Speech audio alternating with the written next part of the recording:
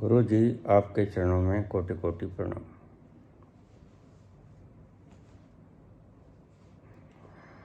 मेरे दो प्रश्न हैं। पहला काफ़ी दिनों से अटका हुआ है, सोचा आपसे पूछ के इसको सुलझा लूं।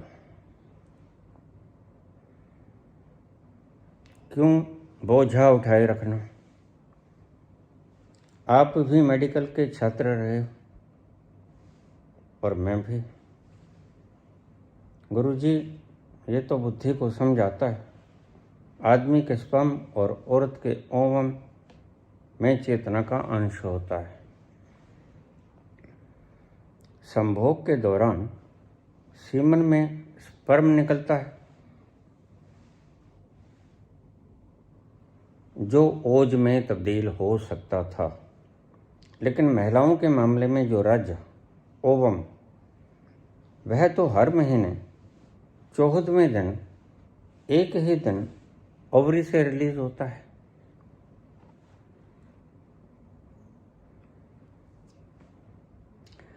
तो क्या इस हिसाब से संभोग के वक्त औरत इस तरह शक्ति विहीन नहीं होती जिस प्रकार आदमी होता है? कृपया ऐसे साइंटिफिक वे से समझाने का कष्ट करें। आप तो साइंटिस्ट के भी साइंटिस्ट हैं। दूसरा प्रश्न, मन की आवाज़ और आत्मा की आवाज़ को कैसे पहचानें? ये मैंने बोल चुका हूँ, ये पिछली वीडियोस में आप सुनो। लीजिए, हम आज के प्रश्न पे आते हैं।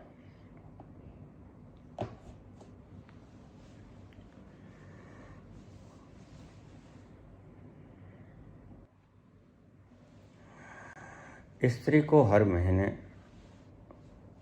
मासिक चक्र आता है, उसे मासिक धर्म भी कह लेते हैं, पीरियड्स भी कह लेते हैं।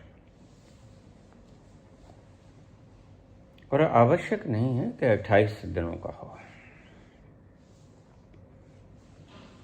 30 दिनों का भी हो सकता है, 32 दिनों का भी हो सकता है, 34 दिनों का भी हो सकता है।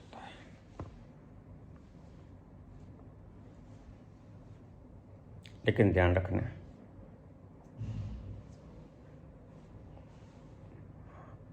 अगर 28 दिन का है मासिक चक्र, मासिक धर्म में अगर 28 दिन का है तो 14वें दिन आधा कर लो उसका, 30 का है तो 15वें दिन, 32 का है तो 16वें दिन। एक अंडा निकलेगा, ओवरिस है, और वह अंडा ही स्पर्म के साथ मिलेगा, उसी से बच्चा पैदा होता है। तो प्रश्न ठीक है बिटिया का, लेकिन 2 अंडे भी निकल सकते हैं। 85% स्त्रियों में एक अंडा निकलता है, इसलिए सामान्यतः एक बच्चा होता है। लेकिन 15% औरतों में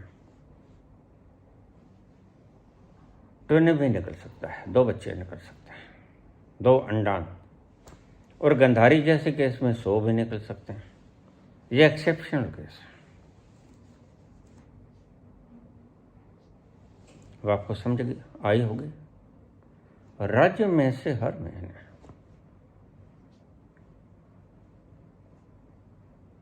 एक अंडा निकलता है, 2 भी हो सकते हैं, ज़्यादा भी हो सकते हैं।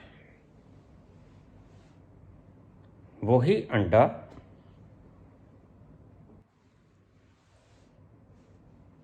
पीरियड्स शुरू होने के बाद मध्य में निकलता है।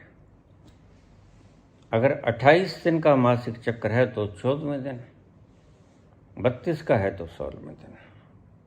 इसको ठीक से समझ लेना। वैसे ये विज्ञान का प्रश्न है, इतना सा तो आपको गायनोकोलॉजिस्ट से पूछ लेना चाहिए।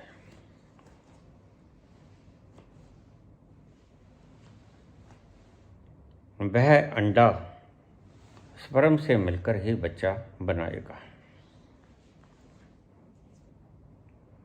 2 अंडे भी निकल सकते हैं, 100 भी निकल सकते हैं, but there is an exceptional case. आमतौर से 1 निकलता है, इसलिए सामान्यतः 1 ही बच्चा पैदा होता है।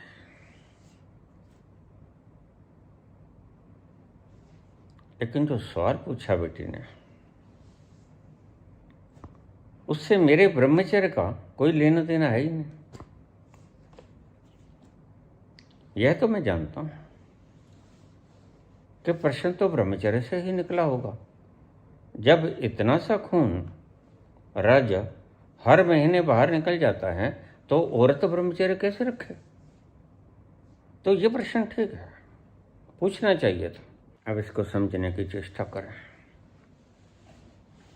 लेकिन ये आपको डॉक्टर्स नहीं बता पाएंगे, न ही गायनोकोलॉजिस्ट बता पाएंगे।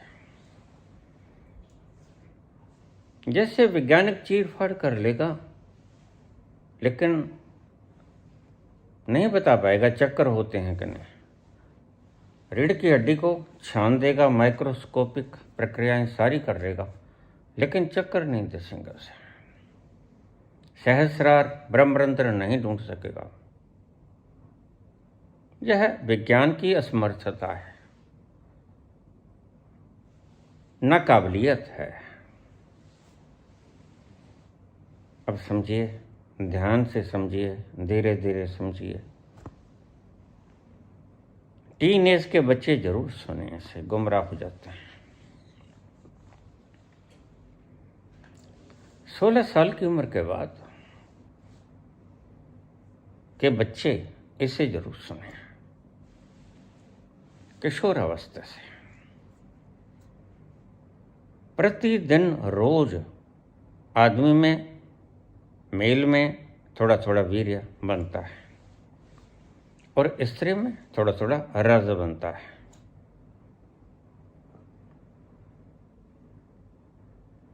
वह वीर्य एक थैली में इकट्ठा होता रहता है, वह रज भी इकट्ठा होता रहता है। अब सोचिए थोड़ा सा, ये साइंटिस्ट नहीं बता पाएंगे आपको। आज का वीर, कल का वीर, परसों का वीर, ये 10 दिन का वीर इकट्ठा हो गया, 10 दिन की रज इकट्ठी हुई।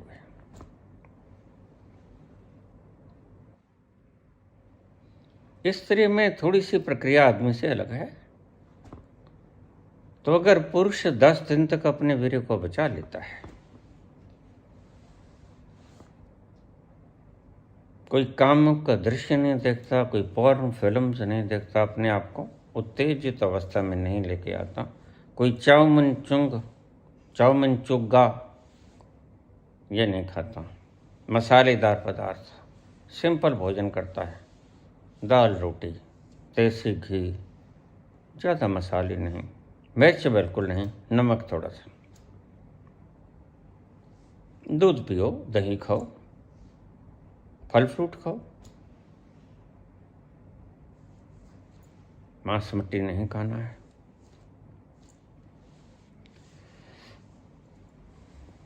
अगर आप साधारण शाकाहारी भोजन करते हैं तो रोज वीर्य पैदा होगा। अब यहां समझने जैसा, हाँ, आप इसको सर्कल में दे लो।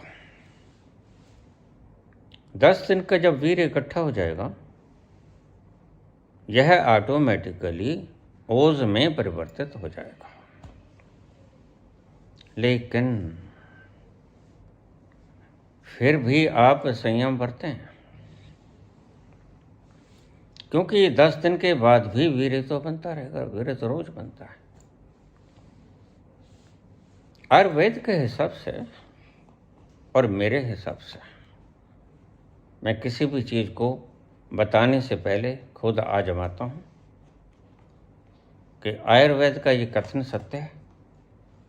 रस, रक्त, मांस, मज्जा, मेद, सप्त धातु, ये 7वीं धातु है वीर्य और 7वीं धातु है रज। स्त्री में रज बनता है 7वीं धातु, और पुरुष में वीर्य बनता है 7वीं धातु। अब 8वीं धातु ओज वीर्य से बनाई जा सकती है। 8वीं धातु ओज राज्य से भी बनाई जा सकती है। स्त्री असमर्थ है, मासिक चक्र से पहले राज्य नहीं निकाल सकती हो, क्योंकि यह नेचुरल प्रक्रिया है।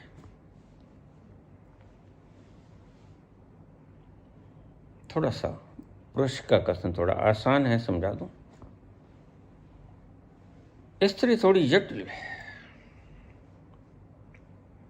10 दिन के बाद वह वाष्प बनकर ओज बन ही जाएगा, लेकिन उसके बाद आप संयम रखें।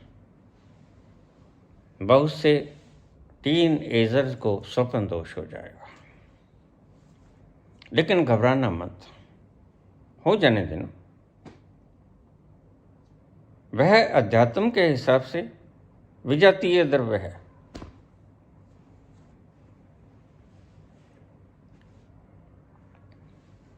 अवांछित तत्व रह गए हैं। जो वांछित थे यानी ओज था, वह सहस्रार में चला गया, यानी न्यूरॉन्स में चला गया, यानी नर्वस सिस्टम में चला गया।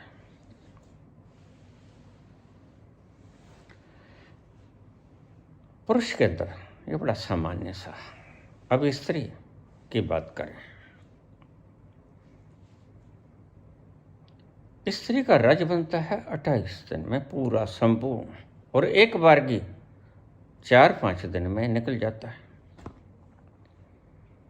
14वें दिन ओवल्यूशन की प्रक्रिया होती, यानी ओवरी से अंडा निकलने की प्रक्रिया को ओवल्यूशन कहते हैं। वह अंडा 1 निकले, 2 निकले या ज्यादा निकले,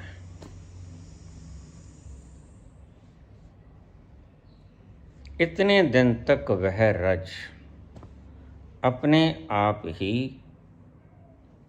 ओज बनता रहेगा। अब आप समझना, थोड़ा सा मसला गंभीर आ जाएगा यहाँ। रज तो निकलेगा ही, और रज ओज में परिवर्तित होगा ही, लेकिन स्त्री खोएगी क्या?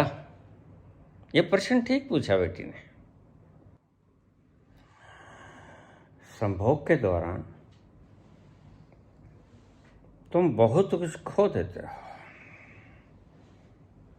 इसलिए ऋषियों ने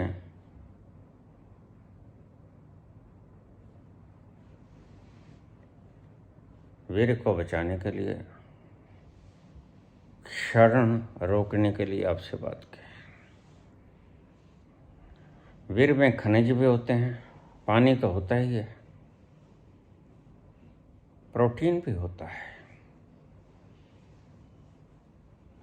इन सब चीज़ों के अलावा 5 हार्मोन्स होते हैं। 5 हार्मोन्स: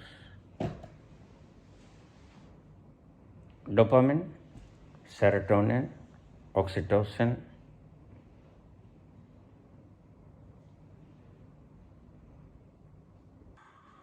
डोपामिन निकलता है हमारे ब्रेन के हाइपोथैलेमस से,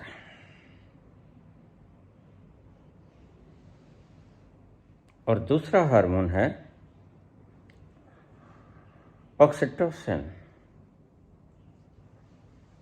यह निकलता है हमारी पिट्यूटरी ग्लैंड से। पिट्यूटरी ग्लैंड यहाँ होते हैं, हरे से रंग के होते हैं। प्रोलैक्टिन, यह भी पिट्यूटरी ग्लैंड से आता है।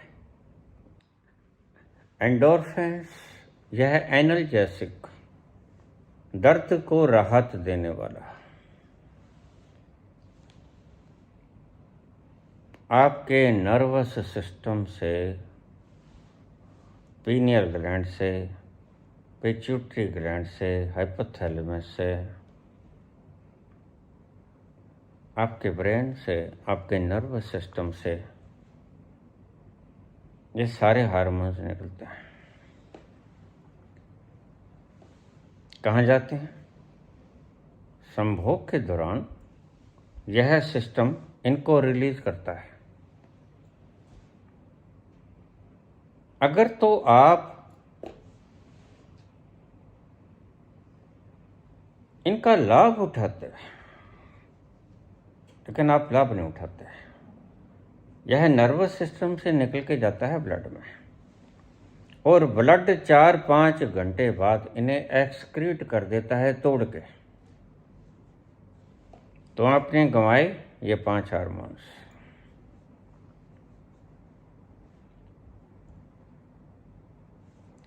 ऑक्सीटोसिन गंवाया, सेरोटोनिन गंवाया, डोपामाइन गंवाया,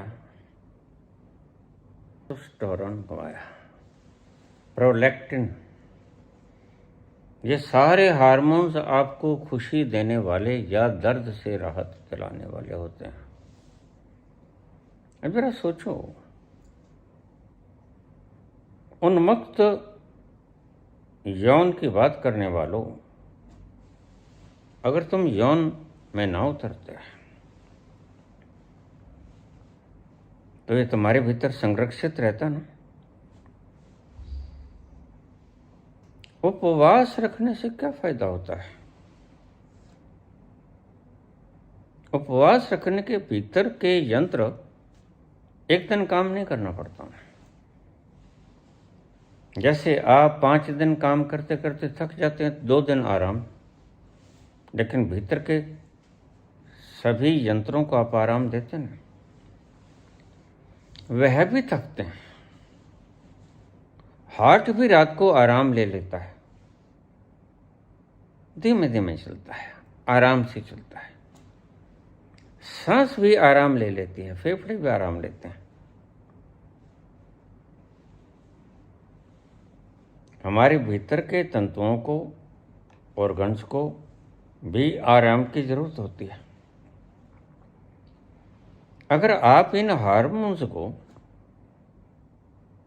अपनी दूसरी खुशी के लिए प्रयोग करते, दूसरी खुशी का है जिसे मैं आनंद कहता हूं, अगर आप इनको इजैकुलेट ना करते, इवैकुलेट ना करते, एक्सक्रीट ना करते, बाहर ना निकालते, उत्सर्जित ना करते, फेंकते नहीं बाहर, तो ये कहाँ रहता? ऊपर से तो आया नहीं। शरीर ने अपनी ही किसी चीजों से बनाया। ये सारे हार्मोन्स आपकी फैक्ट्री ने, चाहे हाइपोथैलेमस ने बनाया, चाहे पिट्यूटरी ने बनाया, पीनियल ने बनाया, या किसी भी ग्रंथि ने बनाया, अगर वो भीतर स्टोर रहता तो किस में तब्दील हो जाता? अगर आप वीर को बाहर ना निकालोगे तो किस में तब्दील हो जाएगा? ओज में। वह ओज जिसे डॉक्टर कहेंगे दिखा इनको नहीं, और डॉक्टर ने कह दिया कि कोई फर्क नहीं पड़ता। अगर फर्क नहीं पड़ता तो फिर संभोग के फौरन बाद तुम निढाल क्यों जाते हो? वो कौन सी एनर्जी है जो आपसे छीन ली जाती है और आपको शरीर कहता है अब आराम कर लो? कुछ तो खोया आपने। और अक्सर ज्यादा भोग करने वाले लोग चिड़चिड़े हो जाते हैं। जबकि ब्रह्मचारी व्यक्ति बहुत सहन शक्ति का मालिक होता है। वह बर्दाश्त करने की क्षमता प्रचुर मात्रा में रखता है। लेकिन गृहस्थ व्यक्ति, संभोग करने वाला व्यक्ति चिड़चिड़ा हो जाएगा। आजकल बड़ी ऐसी वीडियोस चल रही हैं। 70 की उम्र में अगर तुम वीर बाहर न निकालोगे तो क्या होगा? क्या होगा बताओ? क्या होगा? नाली फट जाएगी। इन लोगों को पूछना चाहिए कि आप प्रमाण दो, अन्यथा आप पर कार्रवाई होगी।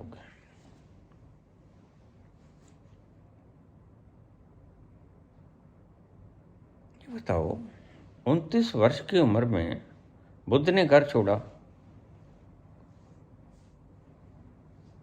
संभोग का आनंद ले लिया, बच्चा हो गया, राहुल पैदा हो गया। उसके बाद वह दूसरी खोज में लग गया, मिल भी गया। 80 साल का होके मरा, एक बार भी उसने वीर को एक्सक्रीट नहीं किया। तो क्या नाली फट गई?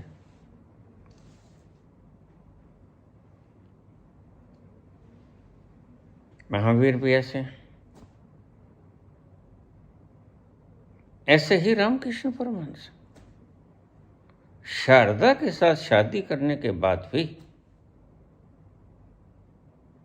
जिस कारण के लिए वीर और अंडाणु बनता है, बच्चा पैदा करना, अब खून से तो बच्चा नहीं पैदा होगा। रस, रक्त, मांस, मज्जा, मेद और वीर बनेगा, और उधर से अंडाणु बनेगा। दोनों मिलेंगे तो बच्चा पैदा होगा। यह प्रोसेस है नेचर के। तो ये बच्चा पैदा करने के लिए बनाई। अगर स्त्री भी, इसीलिए दिगंबर जैनियों ने इसी कारण से कहा कि स्त्री नहीं पहुंच सकती, जबकि सिर्फ ओज ही कारण नहीं है पहुंचने का। हाँ, 50% काम ओज का है, और यह कोई कम नहीं। क्योंकि दिगंबर जानते तो है नहीं थे, श्वेतांबर ज्यादा समझदार थे। दिगंबरों ने कहा स्त्री नहीं पहुंच सकती। क्यों नहीं पहुंच सकती? सिर्फ इसी कारण से कि हर महीने मासिक चक्र में उसका बहुत सा खून रज निकल जाता है, वह शक्तिहीन हो जाती हैं और ओज नहीं बन पाता। और पहुंचेगी कैसे? उन्होंने ओज को 100% समझ लिया, जबकि 100 नहीं, ओज 50% है।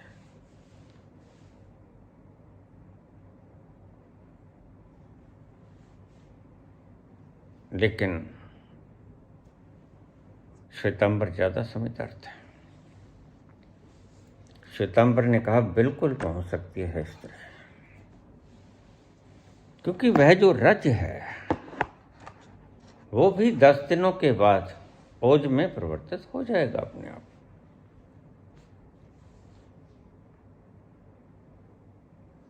और वीर भी अपने आप परिवर्तित हो जाएगा। लेकिन तुम तो जल्दबाजी करते हो। उस परमपिता परमात्मा की दूर से झलक देखने की लालच की वृत्ति, यह वृत्ति गलत तो नहीं है। परमात्मा के दर्शन करना चाहते हो तुम, उस गौरी शंकर का, दूर से, इसलिए आनंद आता है। उस परिस्थिति में यह शरीर 5 तरह के हार्मोन छोड़ता है, और ये सारे आनंददायक हैं। तो आपको आनंद आता है वीर्य के निकलने से नहीं, इजैकुलेशन से नहीं। स्त्री के भीतर भी कुछ द्रव्य निकलते हैं, लेकिन आनंद उस द्रव के निकलने से नहीं जाता। अब ये थोड़ी सी गलतफहमी मैं निकालता हूं। इस द्रव के निकलने से, वीर्य के निकलने से, या स्त्री भी इजैकुलेट होती है तो द्रव निकलता है, लेकिन उस कारण से जो जिसको आप मजा कहते हो वो नहीं आता। तो मजा कैसे आता है? मजा आता है जो आपका ब्रेन सिस्टम, नर्वस सिस्टम, ये हार्मोन्स को एक्सक्रीट करता है, डोपामिन निकालता, सेरोटोनिन निकालता, ऑक्सीटोसिन निकालता, प्रोलैक्टिन निकालता, आदमी में टेस्टोस्टेरोन, और स्त्री में एस्ट्रोजन। ये सारे खून में एकदम से मिल जाते हैं, बड़ी तेजी से सारी प्रक्रिया होती है। तो जल्दी से नर्वस सिस्टम खून में सभी आनंद देने वाले, ये आनंद देने वाले हार्मोन हैं, चाहे प्रोलैक्टिन हो, चाहे ऑक्सीटोसिन हो, सेरोटोनिन हो, डोपामिन हो, इनके कारण आनंद आता है आपको। ये शायद आज तक आपके भीतर भ्रांति ही बने हुए थे, और बहुत से लोगों में ये भ्रांति है कि वीर्य की एक्सक्रीशन से आनंद आता है। नहीं, वीर्य तो जस्ट एक फ्लूइड है, उसमें एनर्जी है, उसमें प्रोटीन है, उसमें कुछ खनिज हैं, और उसमें स्पर्म्स हैं। लेकिन जैसे ही वो सारी चीजें निकलती है, इजैकुलेशन के दौरान यह ब्रेन सिस्टम एकदम से त्वरित एक्शन में आ जाता है, और आनंद आपको वीर्य के निकलने से नहीं आता, क्योंकि आपको पता नहीं, समझाया नहीं गया। और बिटिया ने कहा कि तुम भी साइंस पढ़े हो। तो पढ़ा तो हूं मैं, लेकिन मैं, ये साइंस की बात है नहीं, ये साइंस से परे की बात है, साइंस से परे की बात है। इसलिए डॉक्टर कहते हैं कि कोई बात नहीं, वीर्य निकलता है, निकल जाने दो, रज भी तो निकलता है। लेकिन इस प्रोसेस को कौन जानता कि 10 दिन के बाद रज भी ओज में तब्दील हो जाता है।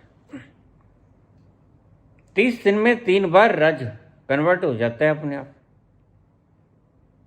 जब वो निकलता है तो फोकट मटेरियल होता है, फिजिकल मैटर होता है, फोकल मटेरियल होता है, विजातीय द्रव्य होता है, फॉरेन मटेरियल होता है। जैसे आप रस निकालो संतरे का, लेकिन थोड़ा सा फलूदा बच जाए, होता तो उसमें भी कुछ है। तो जो वीर्य निकलता है, जो रज निकलता है, होता तो उसमें भी है, एनर्जी होती है। बाकी के खनिज होते हैं, प्रोटीन्स होता है, पानी होता है, और बहुत सी चीजें जो आप खो देते हो अगर ये भीतर रहती तो। और उस क्षण में क्या होता है कि इस प्रोसेस के द्वारा, अगर ये प्रोसेस ना होती तो हमारा ब्रेन का जो सिस्टम है वो बनाता, प्रोलैक्टिन बनाता, डोपामिन बनाता, सेरोटोनिन बनाता, ऑक्सीटोसिन बनाता, और ये दिमाग के भीतर जज़ब होते रहते, स्टोर होते रहते। अगर साइंस में ही समझना चाहते हो तो यही है आनंद।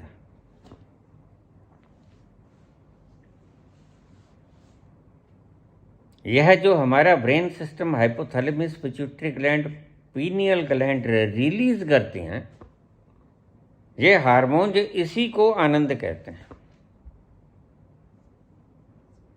अगर साइंटिफिक भाषा में समझना चाहते हो, लेकिन थोड़ी सी परे की बात है, भाषा में समझाने का यत्न करता हूं, लेकिन पूरा नहीं समझा पाऊंगा, क्योंकि थोड़ी सी परे की बात रह जाएगी।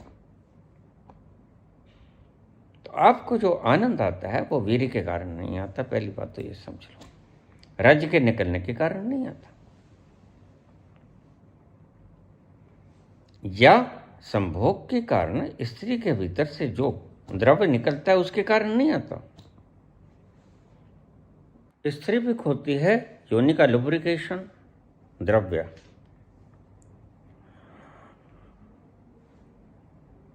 गर्भाशय का म्यूकस, सर्विक्स और स्किन ग्रंथियों का द्रव्य, फीमेल एजैकुलेशन कहते हैं, यह कुछ स्त्रियों में निकलता है। लेकिन असली जो तुम खोते हो वह ये तो है, रज जब निकलता है तो उसमें से ये अपने आप ही, इसलिए औरत को सौंदर्य दिया गया। आपको पता नहीं इसका कारण क्या है। वह हर 10 दिन के बाद रज से अपने आप बना हुआ ओज है, जिसे लावण्य कहते हैं। लेकिन आज सभ्यता, खान पान खराब होने के कारण वो लावण्य समाप्त हो गया। अब जितने भी सुंदर स्त्रियां हुई हैं, जैसे सीता को वनवास हो गया, अब वनवास में खाने को क्या था, लेकिन उसने लावण्य नहीं खोया। और बहुत से लोग मुझे प्रश्न कर देते हैं कि हर माह स्त्री को रज निकलता है तो खाने को वहां कुछ है नहीं विशेष, तो फिर सीता सुंदरी कैसे रह जाती है? बस वो रज जो है वो ओज में परिवर्तित हो जाता है ऑटोमेटिक। यह स्त्री के लिए एक वरदान है। पुरुष में ऐसा नहीं होता। पुरुष को बचाना पड़ता है। इसलिए स्त्री को ब्रह्मचर्य की शिक्षा नहीं दी गई। जानते हैं ऋषि कि स्त्री के रज से हर 10वें दिन ओज निकल जाएगा, अपने आप रह जाएगा फलूदा, वेस्ट मटेरियल, वह निकल ही जाएगा। निकल जाने दो। जैसे आप सुबह मलमूत्र का त्याग करते हो, कभी रोते चलाते हो, बस ऐसे ही रज फोकट हो जाता है। और इसी कारण से, क्योंकि प्रकृति ने स्त्री को एक वरदान रूप में ये चीज दे दी, स्त्री में सौंदर्य का छलकन आता है। शायद आपको कोई डॉक्टर न बता पाएगा, लेकिन मैंने आपको साफ कर दी बात। स्त्री क्यों सुंदर होती है? और विशेषता जब उसे पीरियड से शुरू होते हैं तो दिन ब दिन ज्यादा सुंदर होती जाती है। कारण इस रज का तब्दील होना ओज में अपने आप सोता है। यह प्रकृति का एक वरदान भी है। अक्सर स्त्रियां इसे श्राप समझ लेती हैं। आज मैं ये भ्रम भी निकाल देता हूं, स्त्रियों के लिए रज का निकलना श्राप नहीं है, यह तो फोकट है, निकलना ही था, इसका कोई काम भी नहीं। वह जो पीरियड्स के बीच के दिन है, 28 दिन का है पीरियड तो 14वें दिन, 32 का है तो 16वें दिन, उसमें से एक अंडा निकलेगा, ओवरी से गर्भाशय में चला जाएगा। अगर वहां पर स्पर्म मौजूद है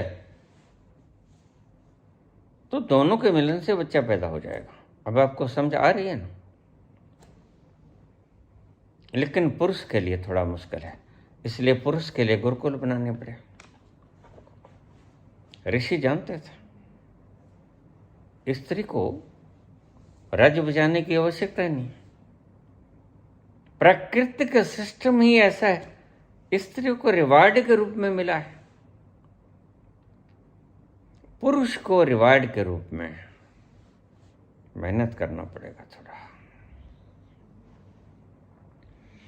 इसलिए आपको स्त्री ज्यादा शांत नजर आएगी। ये माना कि जो संख्या है गुणसूत्रों की, क्रोमोसोम्स की, वो बराबर होती है 23-23, और पुरुष में थोड़ा गड़बड़ हो जाता है। एक गुणसूत्र, एक पार्ट एक्स और एक वाई, उसके कारण भी थोड़ी सी चंचलता आती है पुरुष में, लेकिन मात्र वही कारण नहीं है। स्त्री के भीतर क्रोमोसोम्स का एक्स होना उसको शांत करता है, लेकिन दूसरा मुख्य कारण डॉक्टर खोज नहीं पाए। करिएगा रिसर्च।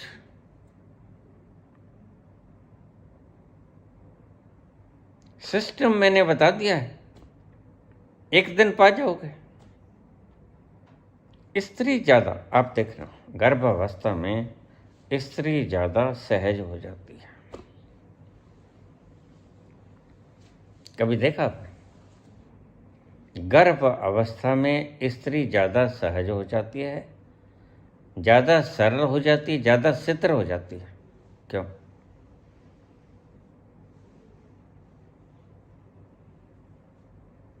क्योंकि कुछ भी एजैकुलेट नहीं होता। संभोग के दौरान जो द्रव एक्सक्रीट होता था, जैसे पुरुष का वीर्य, ऐसे ही स्त्री के भीतर से भी एक द्रव निकलता है। वह एजैकुलेशन नहीं होते, तो ऑटोमेटिक ही नूर आ जाता है, वो बच जाता है। बच्चा जो पैदा होता है, खुराक से जो खून बनता है, उसके सारे अंग प्रकृति के द्वारा शोषित हो जाते हैं। पुरुष का ढांचा अलग है। स्त्री में एस्ट्रोजन होता है और पुरुष में टेस्टोस्टेरोन होता है। लेकिन ये 5 हार्मोन्स हमारी खुशी के लिए बड़े मायने रखते हैं। आपको जो मजा आता है और वीर्य के निकलने का नहीं आता। आप देखना, वीर्य तो स्वप्न दोष में भी निकल जाता, उसमें मजा नहीं आता। लेकिन संभोग के दौरान मजा आता है। कारण, स्वप्न दोष में आपके ये हार्मोन्स नहीं पैदा करता नर्वस सिस्टम। स्वप्न दोष में लड़कों के हार्मोन्स नहीं क्रिएट करता नर्वस सिस्टम, ना हाइपोथैलेमस, ना पीनियल, ना पिट्यूटरी ग्लैंड। ये वो द्रव्य नहीं पैदा करते, हार्मोन्स नहीं पैदा करता जो आपकी खुशी के लिए जिम्मेदार हैं, आनंद के लिए जिम्मेदार है, शांति के लिए जिम्मेदार है। स्त्री के 3 प्रकार के द्रव निकलते हैं, बार्थोलिन्स ग्लैंड्स, सर्विक्स और फीमेल एजैकुलेशन। ये 3 प्रकार के द्रव निकलते हैं पुरुष में से। वीर्य निकलता है, खनिज निकलते हैं, प्रोटीन्स निकलते हैं, और भी कुछ मात्रा के द्रव्य निकलते हैं जो शरीर के लिए उपयोगी हैं। वाटर तो होता ही है, लेकिन इतना नहीं निकलता कि डिहाइड्रेशन हो जाए।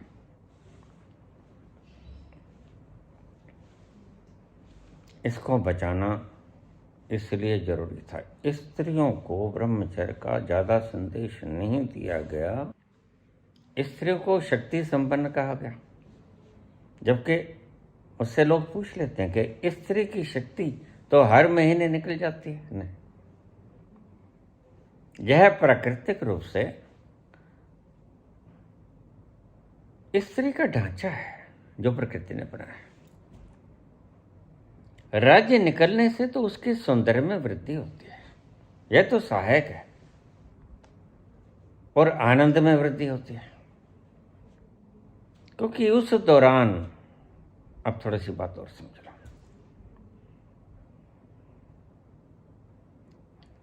यह जो मॉर्फिन की तरह का हार्मोन होता है, पीरियड्स के दौरान हमारे ब्रेन में से, नर्वस सिस्टम में से यह हार्मोन भी निकलता है पीरियड्स के दौरान, ताकि दर्द कम हो।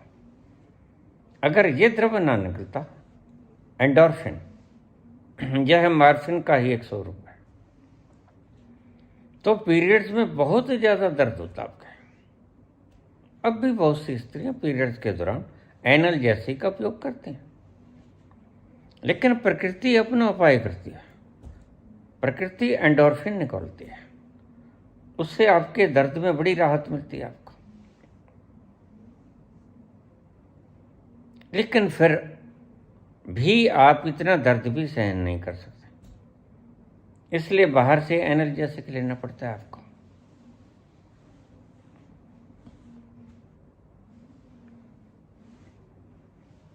अब विस्तार से हम बताएं सारी चीज को रस रूप में। पहली बात तो वीर्य और रज के निकलने से आनंद नहीं आता। आपको आज तक ये था कि शायद हम मास्टरबेट करते हैं, हस्तमैथुन करते हैं, उससे जब वीर्य निकलता है तो पीक पॉइंट पर जाकर हमें आनंद आता है, वीर्य के निकलने के कारण है। जैसे ही वीर्य निकलने लगता है या स्त्री अपने चरम पीक पे होती है तो उसको तो मैंने बताया कि 3 तरह के ये रस निकलते हैं।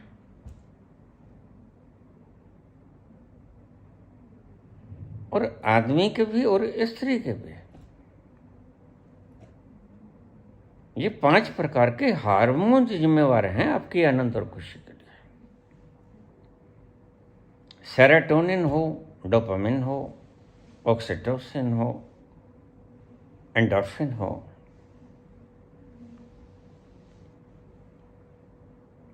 प्रोलैक्टिन हो। स्त्री के टेस्टोस्टेरोन की जगह एस्ट्रोजन निकलता है, पैदा होता है। यह ब्रेन पैदा करता है और ब्लड में धड़ाधड़ फेंकना शुरू कर देता है। इसलिए 4-5 घंटे तक यह ब्लड के अंदर रोटेट होता है, आपको इसका मजा आता है, क्योंकि यह हार्मोन जो मजे के हार्मोन हैं। काश ये शरीर में ही बने रहते हैं। आप किस्तों में लुत्फ उठाते हो। एक बार संभोग कर लिया, थोड़ा सा हार्मोन रिलीज हुआ, आपको खुशी मिली, प्रसन्नता हुई, शांति हुई, आनंद आया।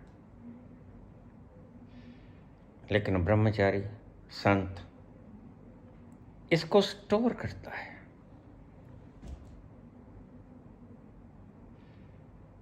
कुआं बनता है, तालाब बनता है, समुद्र बन जाता है। बुद्ध जैसे लोग, आनंद ने बुद्ध से कहा, भैया मेरी शर्त है, मैं आपका शिष्य तो बन जाऊंगा, लेकिन एक शर्त है, मैं बड़ा भाई हूं तुम्हारा। तो बुद्ध ने कहा, क्या बनते, आपकी क्या इच्छा है? मैं सदा आपके साथ रहूंगा 24 घंटे। बुद्ध जानते हैं ये क्यों पूछ रहा है। आनंद देखना चाहता है कि क्या होगा वासना का, लेकिन इसको पता नहीं कि वासना में जो सुख मिलता है, आत्मज्ञान में उससे हजारों गुना ज़्यादा सुख मिलता है। परमात्मा ज्ञान में तो अनंत गुना, अनंत यानी असंख्य गुना आनंद मिलता है। तो वह क्यों शूद्र को पीना चाहेगा विराट को छोड़कर? और जिसने जान लिया शरीर में नहीं हूं, वो जरूर ही जीवा के द्वारा स्वादिष्ट पदार्थों को ग्रहण करेगा। इसलिए बुद्ध को याद नहीं आते वो राजसी पकवान, 3600 प्रकार के भोजन नहीं याद आते। जो जैसा भिक्षा पात्र में डाल देता वो खा लेता है, क्योंकि वह जानता है यह जीवन के लिए है, स्वाद के लिए नहीं है। स्वाद को जो टेस्ट बड्स लेते हैं हमारी जीवा के, वह तो इंद्रियों का टेस्ट है। आपके स्किन जो स्पर्श का आनंद लेती है, आंखें जो दृश्य का आनंद लेती हैं, कान जो श्रवण का आनंद लेते हैं,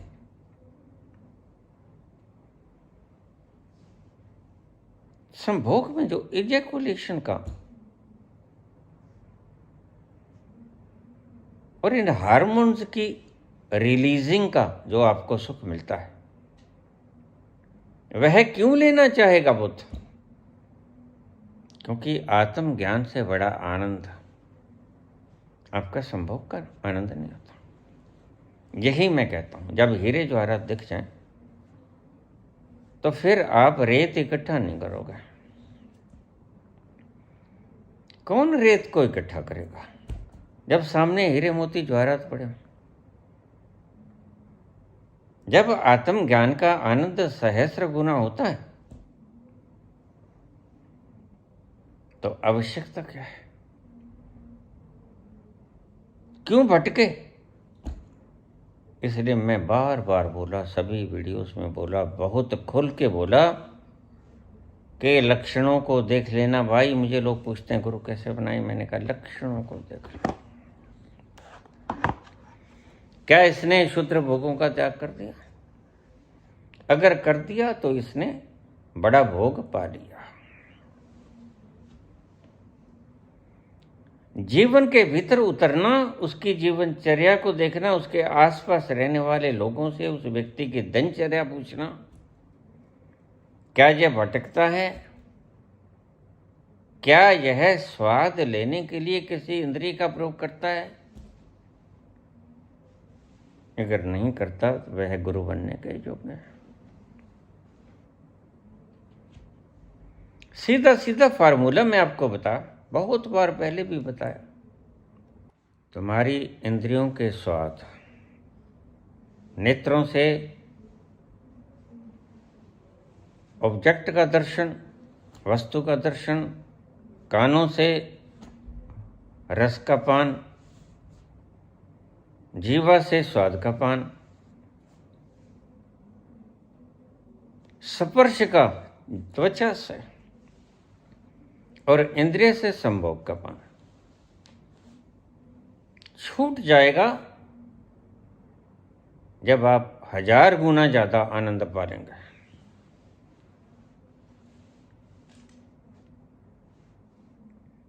आप छोटे आनंद की तरफ जाएंगे नहीं, आपका मन नहीं होगा। ये जो संत 2-2 बच्चे पैदा कर देते हैं, यह सिर्फ प्रकृति के विधान को पूरा करने के लिए। कबीर के 2 बच्चे हैं, नानक के 2 बच्चे, राम के 2 बच्चे। कृष्ण की बात कुछ मैंने पहले भी बताई। उस वक्त युद्ध में लोग मारे गए थे, पुरुषों की कमी थी, इसलिए उसको बच्चे पैदा करने पड़े। ये एक्स्ट्राऑर्डिनरी, थोड़ा एक्सेप्शनल केस है, स्वाद के लिए नहीं।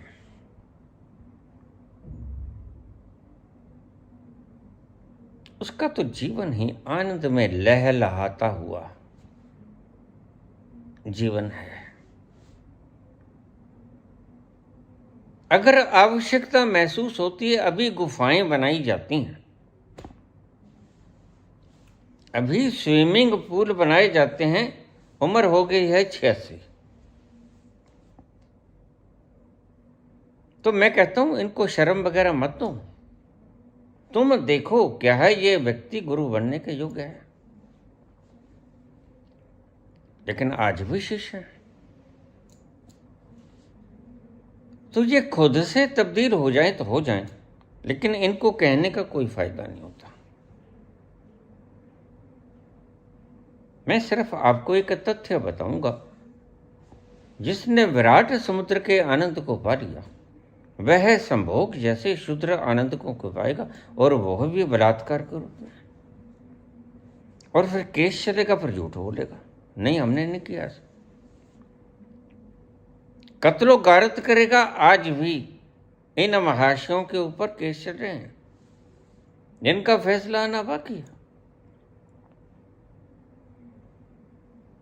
मैं किसी और हिसाब से बोल रहा हूं, मैं इस हिसाब से सीधी सीधी बात बोल रहा हूं। जिसने समुद्र देख लिया वह ताल तलैया क्यों खोले। एक छोटी सी बात आपको बताऊं। हंस ब्रह्मचर्य का पालन करता है, एक पत्नी व्रत है, शायद आपको पता ना हो। पक्षियों में से हंस ही एकमात्र प्राणी है जो अपनी स्त्री और स्त्री आदमी के प्रति वफादार होता है। अगर हंस का जोड़ा एक मर गया, दूसरा मर जाएगा उसके बिछोड़े में। यहीं से चली सती प्रथा। अगर इतना ही प्रेम हो तो सती धक्के से नहीं करना होता। जिसके लिए जीती थी स्त्री वो गया, वह कुछ बात अलग थी। इसको प्रथा के रूप में ढालना एक मूढ़ता थी। तो हंस और हंसनी का जोड़ा होता है, और हंस हंसनी के प्रति वफादार, हंसनी हंस के प्रति वफादार। और जब हंस मर जाता है या हंसनी मर जाती है तो दूसरा दम तोड़ देता है विरह में। यही राम का चरित्र है। ये कुछ फिलोसोफर टाइप लोग, ओशो जैसे, मैं पढ़ रहा था, हंसाने के लिए तो बोल सकते हैं, लेकिन इनको मैं इस विषय के ऊपर बुद्धू कहता हूं। ऐसे मजाक अच्छे नहीं होते। एक पूरे धर्म का मार्गदर्शक, एक पूरे धर्म का आइकॉन, जिसको हमने एक पुरस्कार से नवाजा, अलंकार से नवाजा, मर्यादा पुरुषोत्तम।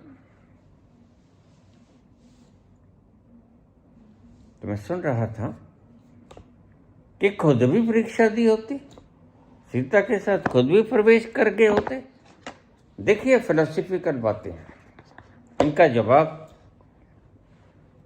अगर देंगे तो बात बढ़ जाएगी। आध्यात्म मसले में विवाद नहीं होता। ये जो शंकराचार्य कहते हैं कि विवाद कर लें, शास्त्रार्थ कर लें, इनको मैं मूड पहले बहुत बार बोल चुका हूं। क्योंकि अगर पता लग गया कि उसका कोई और छोर नहीं, वह अनंत है, वह विराट है, विशाल है, पता नहीं कितने कितने कोसों मीलों योजनों का उसका फैलाव विस्तार, तो उसके बारे में और उसमें है क्या क्या कुछ है जो छुपा हुआ है। मैंने जब तंत्र सीखना शुरू किया तो छोटी छोटी बातों का असर, एक धागा बना लो छोटा सा, वो धागा ही करामात कर देगा। लेकिन दुख की बात यह है कि आज इसको मूढ़ताओं में ढक लिया गया, कर्म कांड में ढक लिया गया। प्रत्येक व्यक्ति कुछ न कुछ ऐसा उपाय बता देता है और लाखों करोड़ों की संख्या उसके पीछे लग जाती है, बस सिर्फ ये सोच के कि उस विद्वान व्यक्ति ने भी तो टोटका बताया। लेकिन नहीं, हमने टोटका तो बताया भाई, ये परीक्षा करके बताया। मानते तो हम भी नहीं, साइंटिफिक बुद्धि नहीं माना, लेकिन जब कहा हमारे मार्गदर्शकों ने, फिर देखो आज मार्ग तो देखे, उससे कुछ लोग मारने भी पड़े। झूठ बोलने का फायदा क्या है? कुछ लोगों को तकलीफ भी देनी पड़ी। परीक्षण के लिए डॉक्टर क्या नहीं कर देता? कितने मेंढक मार दिए, कितने फ्रॉक काट लिए, कितने रैबिट काट लिए, कितने कॉकरोच काट लिए हमने। परीक्षण के लिए सब करना पड़ता है। जब तंत्र सीख रहा था तो सारी चीजों का प्रयोग किया और देखा कैसे एक छोटी सी चीज विनाश कर सकती है, जैसे एटम बम।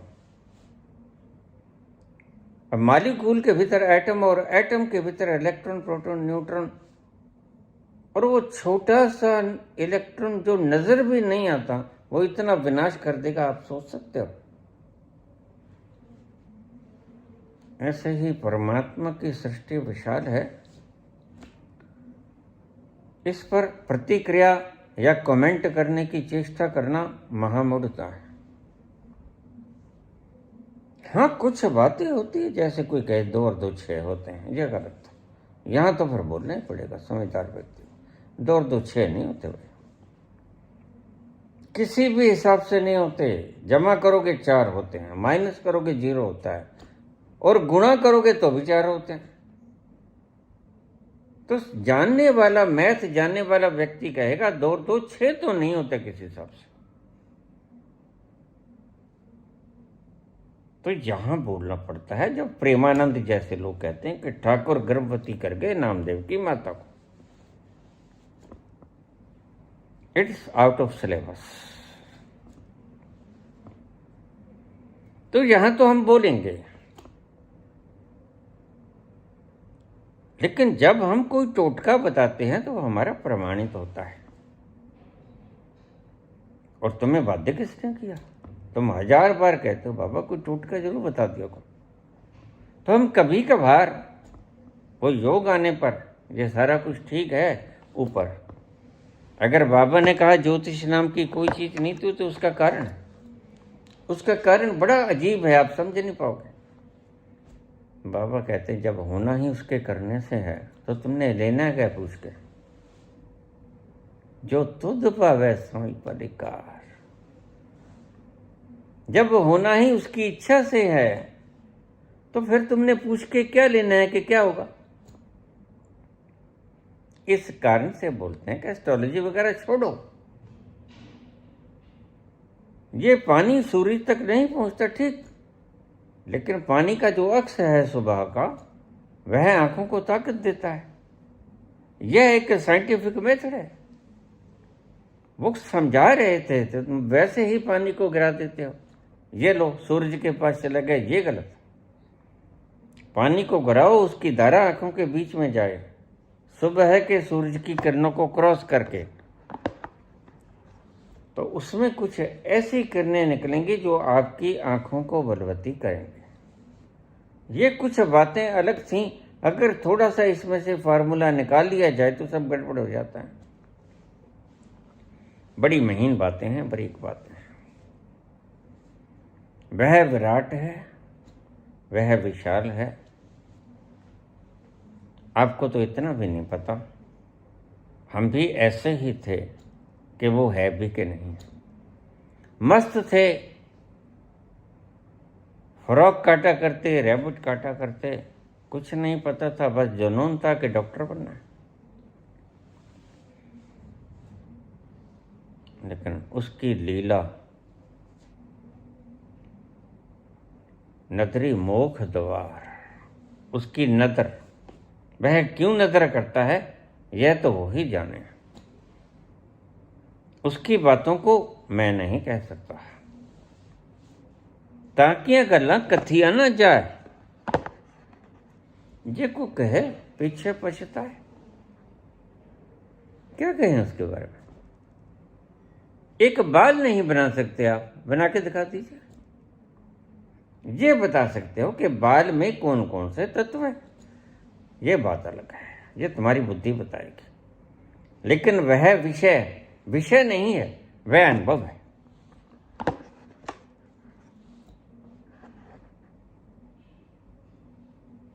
और वो ऐसा है, अगर किसी व्यक्ति ने इतना आनंद चख लिया, वह क्यों शूद्र, वो क्यों इकट्ठा करेगा? वह क्यों इकट्ठा करेगा? क्यों झूठ बोलेगा? झूठ तो वह बोलेगा जिसको ये भ्रम है कि जो मैं जोड़ूंगा वो सदा के लिए जोड़ूंगा और साथ लेके जाऊंगा। ना तो सदा के लिए जोड़ा जाता है, ना साथ लेके जाया जाता है। तो फिर ये भ्रम है उसका, तो पालने दो। ना तो साथ जाएगा जो इकट्ठा करेगा,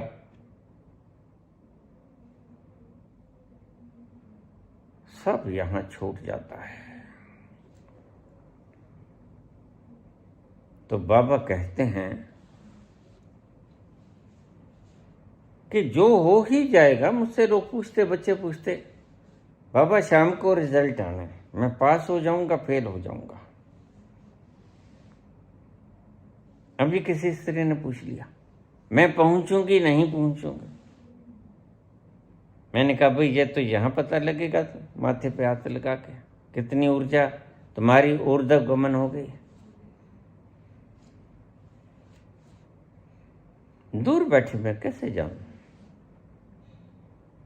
जब बुलाया जाए बैच तो तुम भी आ जाना, मैं देख के बता दूंगा कि पहुंचोगे भी कि नहीं। लग जाता है पता, आभाएं बदल जाती हैं, ओरे बदल जाते हैं, बहुत सी चीजें हैं, किस किस को विस्तार करें। बस ज्यादा विस्तार मांगने की बजाय ये चीजें विस्तार के लिए होती नहीं। जिसमें तुम अटकी पड़ी थी ना बेटी, हरिंदर कौर, ये बातें अटकने वाली है नहीं। मैं तुम्हें इन बातों से मुक्त करना चाहता हूं, तुम फिर धंसती जाती हो इसमें। ये बता दो बाबा, फिर ऐसा कैसे होता है? तो विज्ञान का विषय उनसे पूछ लो। जो चीजें मैं बता सकता हूं, आप समय का सदुपयोग क्यों नहीं करता? क्या मैं सदा रह जाऊंगा? कोई अच्छा प्रश्न नहीं पूछा जा सकता था? अब मैंने प्रश्न का जवाब दे दिया, अब प्रताड़ित करता हूं। जरूर ही ये प्रश्न पूछना, और इससे तुम्हें सुख मिलेगा। इससे तुम्हें अपने आप को जानने में क्या मदद मिलेगी, ये बताओ मुझे। अगर तुम उपदेश को ग्रहण करो तो उपदेश को बस यही ग्रहण करो कि संभोग की अवस्था में ना जाओ। इतना सा उपदेश अगर तुम ग्रहण कर लो तो मेरा बोलना सार्थक हो गया। लेकिन ऐसे विषय मुझे पूछने के नहीं होते। मुझसे अगर जानना है तो एक ही बात जानो। पहली बात, क्या परमात्मा है? बस ये बात मुझसे पूछने वाली है। ये और कोई ना बता सकेगा, ना मार्कस, पतंजलि बताएंगे, याज्ञवल्क्य बताएंगे, कृष्ण बताएंगे, लेकिन तुम्हारी चार्वाक नीत्से ये ना बता पाएंगे। तो अगर पूछना है कबीर से तो पूछो, परमात्मा है? यह है पूछने योग्य प्रश्न। झूठ कबीर बोलता नहीं। सबसे पहला नियम है सत्य, अहिंसा, अस्ते, ब्रह्मचर्य, परिग्रह। न जोड़ते हैं, न ब्रह्मचर्य का खंडन करते हैं। बच्चे पैदा दो करते हैं। राम ने भी किया, एक जोड़ा, कोई मिस हैपनिंग हो जाए।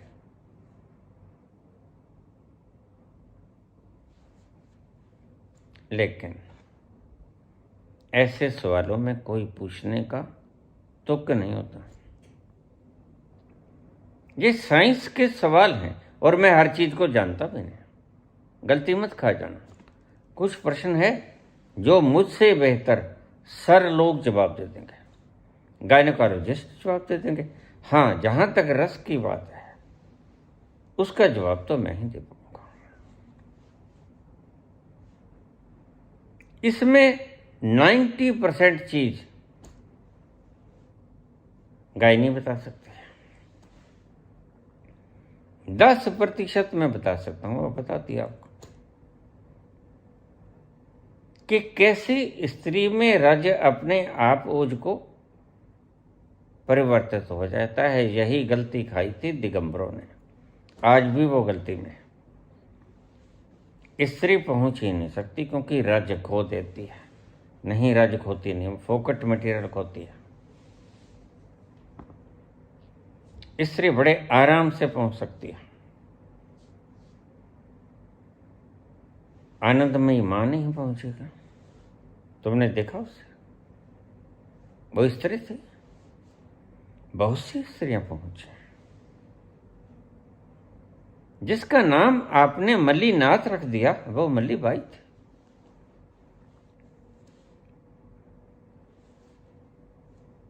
मल्लीबाई स्त्री थी। लेकिन इस राज्य को कारण मत बनाना न पहुंचने का, और भी बड़े कारण हैं। खैर, वीडियो बहुत लंबी हो जाएगी। और कारण तो पुरुषों में भी कौन पहुंचे? अब कितने उपदेश दे रहे हो, उसमें कितने पहुंचे हुए? अगर पहुंचे हुए होते तो बाबा मुझसे क्यों कहते, झूठ बोलते कि कोई नहीं है, तुम्हें ही बोलना होगा। You will have to speak. तो मुझे एक शौक लगा, 440 का नहीं, 11,000 का। तो ये सब बकवास कर रहे हैं। जो पांडाल सजा रहे हैं नाविक टोपियां रख के जो अंट शंट बोल रहे हैं, क्या ये नहीं पूछे? मैं बेखबर था, बाखबर बिल्कुल नहीं था। मैं उस रस को पी रहा था। 35 वर्ष से बड़ा खोया हुआ था, दुनिया से कट चुका था, उस आनंद की मस्ती में सराबोर। मैं बाहर ही निकलना बंद कर दिया, क्योंकि बाहर जाऊं तो मुझे ये रेंज लड़ती है, जैसे रिएक्शन करती है। तुम बाहर फिरते हो, मैं भी कभी कभी सोचता हूं कि मैं भी बाहर फिरता था तो कैसे फिरता था? बस जैसे तैसे फिर लेता था, दिनों को धक्के। लेकिन जब से आनंद के इस स्रोत को भीतर बैठ के पीना शुरू किया, लगातार पीना शुरू किया, जब वो उतरा, समुद्र बन के उतरा, फिर लगातार धीरे धीरे बाहर घूमना फिरना चलना। हालांकि कारोबार के कारण घूमता था, बच्चे छोटे थे।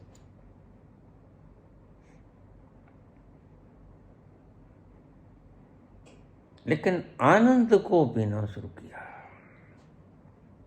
और आनंद को पीते पीते ऐसा हो गया कि मैं आनंद को पीते ही चला गया, बाहर निकलना ही बंद कर दिया। यह गाथा मेरे, तो मैं जो जानता हूं उसी के बारे में बोलता हूं। तो मुझसे पूछो, परमात्मा है, और है तो वहां तक पहुंचने का ढंग क्या है? परमात्मा परम खुशी को कहते हैं। अगर सरल शब्दों में बोलूं तो, और परम खुशी कौन नहीं चाहता? दुख तो कोई भी नहीं चाहता। तुम अगर दुख भी मांग लेते हो कुंती की तरह, तो भीतर से कोई चीज तुम्हें सुख तक पहुंचाने के लिए तुम दुख मांगते हो। तुम्हें पता है कि दुखी हुए बिना सुखी नहीं हुआ जा सकता, इसलिए दुख मांगते हो। दुख चाहता कोई नहीं। तो जो बात है तुम्हारे काम की वो यही है, सारी दुनिया दुखी है, सारी दुनिया जल रही है, हर कोना जल रहा है। अहंकार के आवेश में फोका अहंकार, दिखावा, सारा मीडिया दिखा रहा है। सारे जितने भी राष्ट्रीय अध्यक्ष हैं, ये सब दिखावेबाजी है, हवाबाजी है, और कुछ नहीं। जिसने सच्चा पा लिया आनंद, वो दिखावा नहीं करेगा। इसके लक्षण ये भी समझ लो। हीरो पायो गांठ गठियायो, हीरो पायो गांठ गठियायो,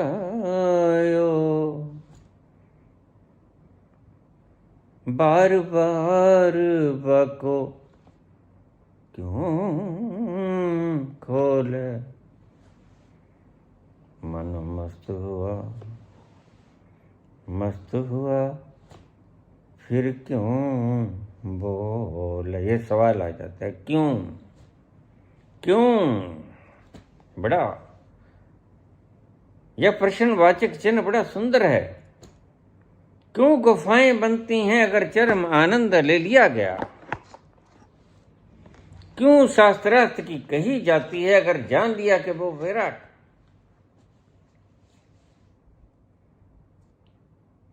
क्यों तरण ताल बनते हैं, स्विमिंग पूल बनते हैं अगर जान लिया गया कि वह आनंद है जो तुमने पी लिया? यह शर्म की बात नहीं है, यह सिर्फ ये बात आपको समझना चाहिए कि इन लोगों ने बिना पाई बोलना शुरू कर दिया। ये मसलमैन हैं, एनलाइटेंड नहीं, खुद को ही नहीं जानते, खुद से आगे उसको कैसे जानेंगे? तुम मजे से इनके पीछे लग सकते हो, कौन रोकता है? कोई तुम्हारी चौकीदारी नहीं करेगा, कोई तुम्हें समझाएगा भी नहीं।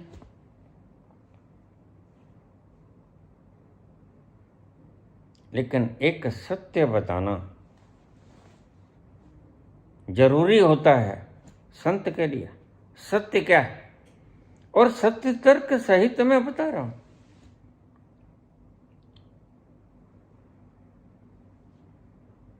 हंस पायो मान सरोवर, हंस पायो मान सरोवर, ताल तलैया क्यों डोले, ताल तलैया क्यों डोले। और क्यों गटरों के अंदर हाथ मारेगा? जिसने मान सरोवर का शुद्ध जल देख लिया, वो गटरों के पानी को क्यों पिएगा? और तुम यही कर रहे हो। ईर्ष्या, द्वेष, अग्नि, हिंदू, मुसलमान, सिख, ईसाई, ये भूसा भरा है तुम्हारे दिमाग में। किसने भर दिया?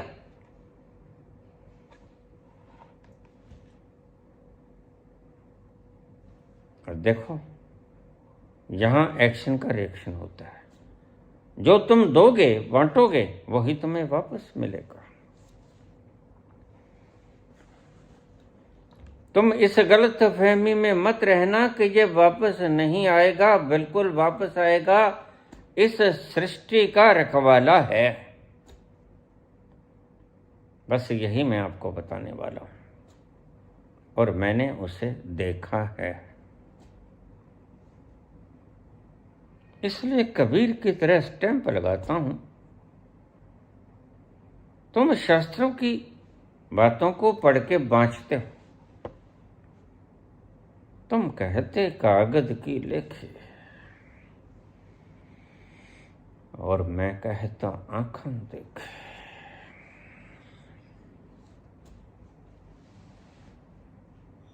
जो आंखों से देखा, जो पी लिया, फिर थोड़ी सी करुणा उठती है तुम्हारे लमके हुए चेहरे देख के। तुम्हारे चेहरों पे 12:04 हो गए,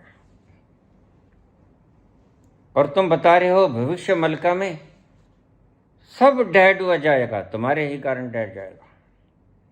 तुमने अगर दरख्त काटना बंद ना किया, पानी को खराब करना बंद ना करे, भूमि को खत्म करना बंद ना किया, तो बिल्कुल प्रलय आएगा और तुम होगे कारण।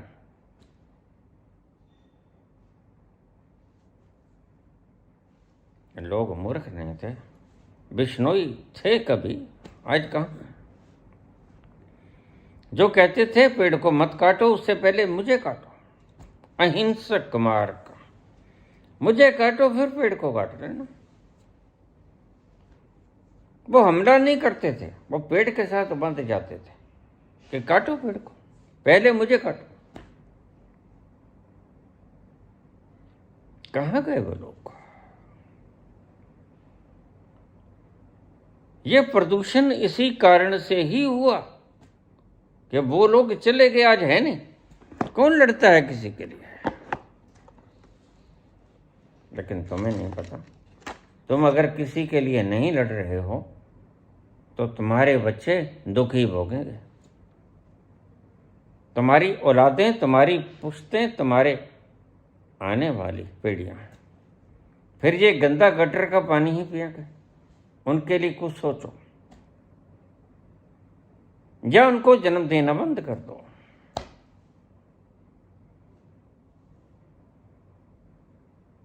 बस प्रलय आ गई। और अगर बच्चों को जन्म दे रहे हो तो तुम्हारा दायित्व तो बनता है कि उनके लिए जैसे धन कमाते हो, जमीन कमाते हो, वैसे ही इन चीजों को, जीने के लायक जो चीजें हैं, हवा, इसको शुद्ध रखो। बंद कर दो कारखाने। या कारखानों से कहो कि अपना जो गंदा मटेरियल है वो कहीं और निकासी करें, लेकिन कोई क्या करे जब हर बंदा गंदा हो जाए।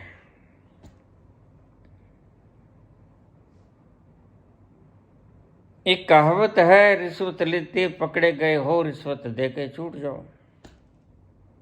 अगर ऐसा ही चलता रहेगा, ठीक है, तुम छूट जाओगे, पाप करके बच जाओगे, लेकिन याद रखना बचोगे नहीं, क्योंकि इन आंखों के सिवा कुछ अदृश्य आंखें हैं जो हर जगह हैं। वह सर्वव्यापक है, उसके आंखें हैं और वह है। बस यही बात मैंने बतानी है, यही बात मुझसे पूछनी चाहिए। अंट शंट सवाल मत पूछा करो, वक्त खराब होता है। जो पूछने की बात है वो पूछो। एक प्रश्न और है, बाबा हम आपको सन्मुख सुनना चाहते हैं। देखिए बेटा, मेरे पास स्थान नहीं, आप लोगों ने इतना सा बना दिया तो मैं दीक्षा देने के योग्य हो गया, दीक्षा आपको दे देता हूं। अगर ओशो की तरह मुझसे प्रवचन सामने सुनना चाहते हो तो मेरे पास कहाँ है बुद्धा हाल, मेरे पास कहाँ है लाओ से हाल, और मैं तो न बना सकूंगा, क्योंकि इकट्ठा करने की तमन्ना मेरी नहीं। बोल सकता हूं, अनुभव है। अगर तुम्हारे पास कोई उपयुक्त स्थान है तो मुझे बता दो, वहां आकर मैं लाइव प्रवचन दे दूंगा, मुझे कोई फर्क नहीं पड़ता। यहां भी बोलना है, यहां भी अदृश्य रूहें मुझे सुनती हैं, वहां तुम अदृश्य रूहें सुन लिया करोगे तो क्या फर्क पड़ता है। लेकिन मेरे पास स्थान नहीं है, और यह बिल्कुल हकीकत है, स्थान नहीं है मेरे लिए। ये स्थान भी तुम लोगों ने बनाया है, इसमें मेरा प्रयास तो सिर्फ बच्चे का प्रयास है, उसने बनाने के अंदर योगदान दिया है, बहुत कष्ट झेले हैं उसने, तो बामुश्किल बना है। तो ये एक व्यक्ति का काम नहीं है। अगर तुम स्थान भी दे दोगे, जगह भी दे दोगे, तो बनाएगा कौन? ये तो सभी को मशक्कत करनी होगी। अगर लाइव सुनना चाहते हो, बिल्कुल रूबरू सुनना चाहते हो, तो रूबरू तो मैं अब भी हूं, तब भी हो जाऊंगा। लेकिन बात तो है, हवा के अंदर थोड़े बैठोगे तुम, बैठने के लिए स्थान तो खाली चाहिए, वो नहीं है। तुम ओशो की बात करते हो, ओशो के पास था, बुद्धा हाल था, मेरे पास बुद्धा हाल नहीं, मेरे पास यही है, बस दीक्षा देने के लिए है। दीक्षा मैं दे देता हूं, वहां दीक्षा के लिए भी मुसीबत होती थी, बड़ा छोटा मकान था वो।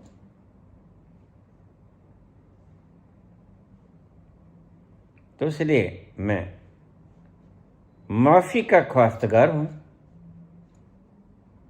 यह मुझसे ना हो सकेगा स्थान अभाव के कारण।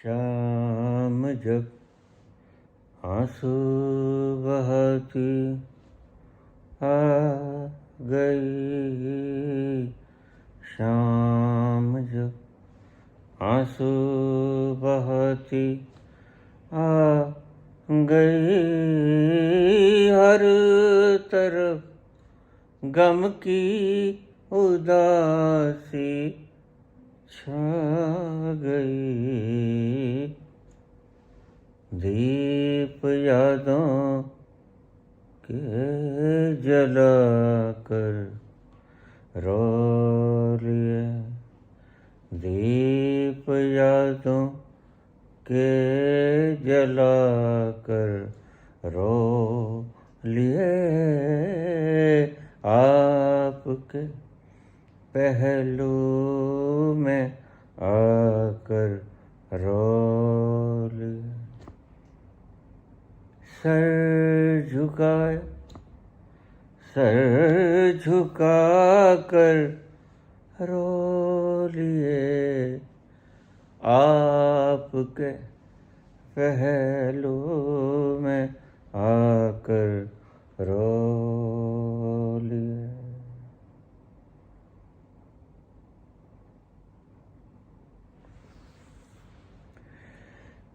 धन्यवाद।